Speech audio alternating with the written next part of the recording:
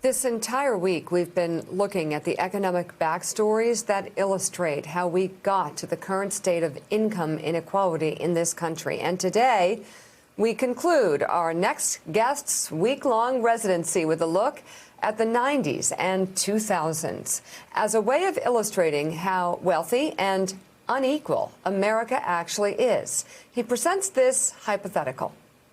If all income and all personal wealth were equally divided, every U.S. household would have an annual income of $140,000, more than twice the actual median household income, and a net worth of $800,000, 8 times the actual median. Let's bring in right now best-selling author Kurt Andersen. He joins us now. His latest book, Evil Geniuses, The Unmaking of America.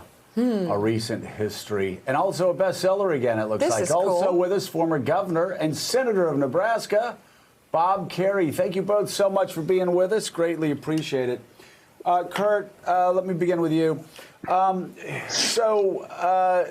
now talking about the reckoning, the 90s and the 21st century. I remember in 95 during the contract with America, Newt Gingrich saying, you know what, we can pay for our tax cuts by cutting Medicaid, and you can sell the cuts on Medicaid by calling it welfare for hospital or medical welfare, something like that.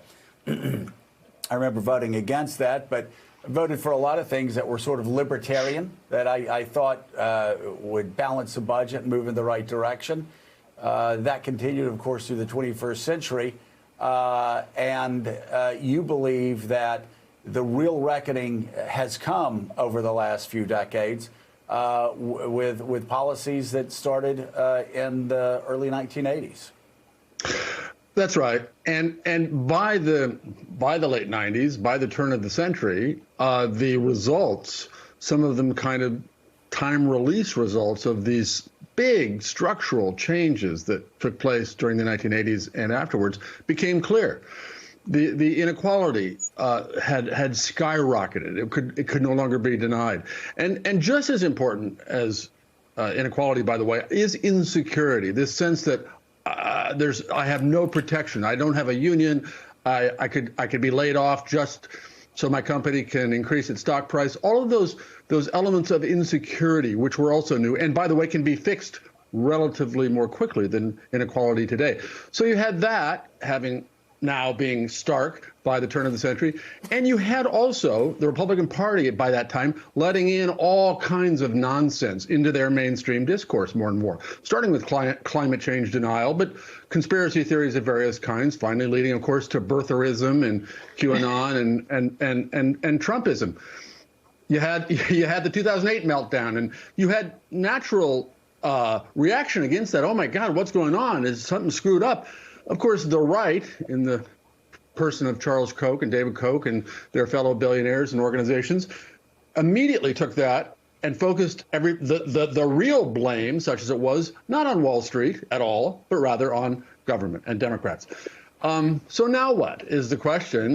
And the same economic problems and unfairnesses are still built into the system. Meanwhile, you have automation and AI accelerating the elimination of good middle-class jobs. And so you got to do something now. And again, Joe Biden and the Biden administration seems to understand that you have to use this crisis and use this opportunity to make big changes. And it's kind of now or never. So, Senator Kerrey, what do those changes look like when we just look at the last 6-7 months and see that the 650 or so billionaires in America have gained $1 trillion and added $1 trillion to their personal income? Amazon, one of the largest corporations on the planet, paid 0 in taxes this past year. Jeff Bezos made $10 billion on one day, July the 6th this year, while food lines continued to grow through the pandemic. What do we do?